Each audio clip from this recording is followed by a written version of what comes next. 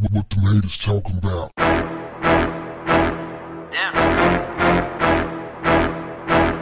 What's up, family? Before we get started, let's do a little house cleaning. If you haven't done so already, after you subscribe, there's a little bell next to the subscribe button. Go ahead and click that bell so that you can get your alerts each time I drop a video like this. That way, you'll be one of the first in the know and to be able to comment, like, whatever you want to do.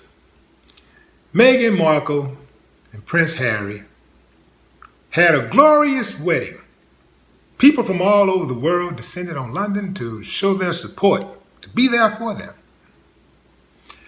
Hundreds of millions of people from all over the world watched it. They were captivated. Women in particular were very excited about the wedding, especially black women.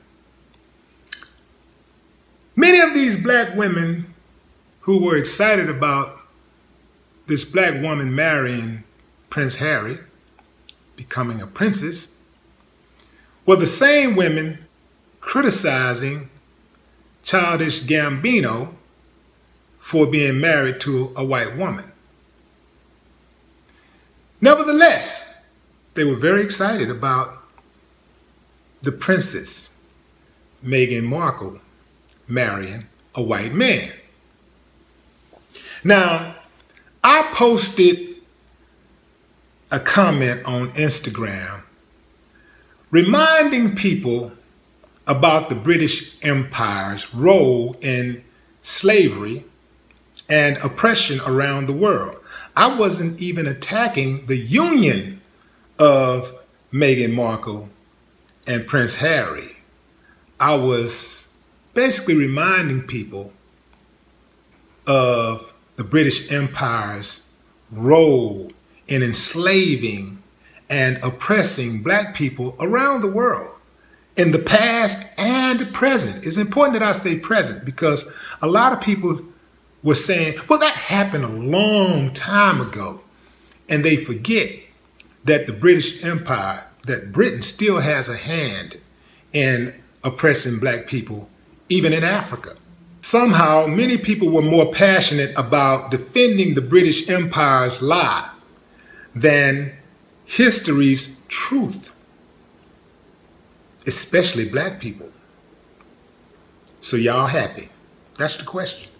The British royals may have welcomed a black member into their family, but that doesn't mean they're off the hook for hundreds of years of colonizing and enslaving Africans and dark-skinned people around the globe, all while amassing a ton of wealth in the process. Now, before you comment, you may want to watch the whole video because it's not likely to end the way you think it's going to end. Sorry to be the one to rock the boat, rain on your parade, or throw ice cold water in the face of the prince and the princess, but somebody got to do it. For one, despite the media craze surrounding Meghan Markle, a biracial black actor, she would not be the first royal of African descent.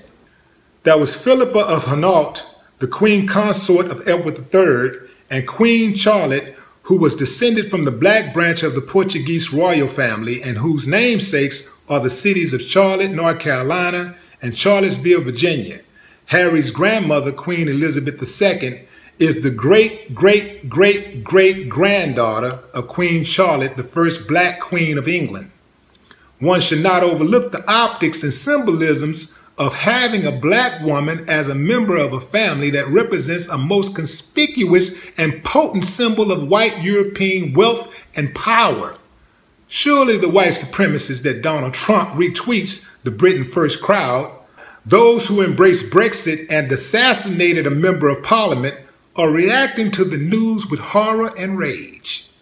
There's something to be said for breaking down traditional white spaces, whether the White House or Buckingham Palace.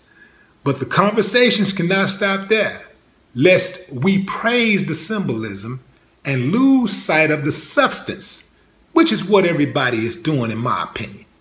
The British royal family presided over the exploitation of untold millions of people in Africa, India, and around the world. So let's get back to the excitement. Let me say this. I'm not one of those dudes who see a black woman with a white man and cringe and, oh, I don't care one way or the other. I don't trip on black dudes when they date outside of their race. Some people are heavily invested in that. I mean, they lose it when they see the interracial couples. They just go crazy.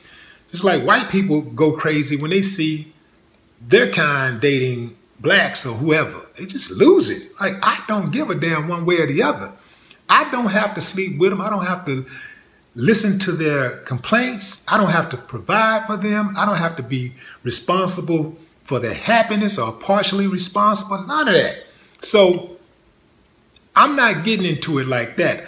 Only time I trip on that type of stuff is when people give stupid ass reasons for dating outside of their race. Like, oh, nobody inside of my race was good enough for me. They're all bad. Like, no, if you got that type of mentality, it's not the people that's within your race. It's you. You can't find a good woman in an entire race of people. It's your ass. So let's get that out of the way. When I first heard about this royal wedding and the relationship between Meghan and Prince Harry, I really didn't have an opinion one way or the other. But I looked at the union part of it and what was propping the union up and this power structure. And I'm like, she's going to marry into the royal family that's responsible for all of this abuse against black people around the world. All of this oppression that still continues. I got to keep reminding y'all because somehow people think it's in the past. It's still happening today, right? So she's going to marry into that family. So is Prince Harry going to use his white privilege to break down some of those barriers of white supremacy? Is he going to try to make some of those wrongs right? If he's not, then to me, it's like wasting white privilege. I mean, if he's marrying this black woman, you know, and he's the one of the good ones, right? You would think that he's going to try to do something to improve race relations, not just between him and his wife, but he got all of this power, right? He should be able to use some of it. But as I looked into Prince Harry's background, I came up with some interesting facts. Besides the fact that he was a wild child, now a lot of us were wild. I mean, I know I was wild in my 20s. But Prince Harry has a hairy side, very interesting side of him that a lot of people are just unaware of. So let me remind you, check out Prince Harry when he went to a frat party as a Nazi. Now check out Prince Harry at the frat party with his friends, dressed up as a Klansman and in blackface. Ain't no way around this. Everybody knows that these are two of the most disrespectful symbols aimed at black people. The Klan's uniform and the blackface. Everybody knows that that is very offensive to black people. But black people got a short memory. It's like they never even, either they forgave or they just didn't know about it or whatever, but they just have a very, very short memory and a very, very forgiving. So I was just thinking to myself, like, you know, there was a time when these so-called masters actually married and had children with their black slaves. And there are some white guys who get off to that type of relationship. They have a master type slave relationship with their woman. I don't know what goes on behind closed doors, but I'm just saying I know of cases like this. I am not making this up. I've heard of these type of cases. I made this video so that you could be reminded of what and who you're cheering for. The British royal family presided over the exploitation of untold millions of people in Africa, India, and around the world.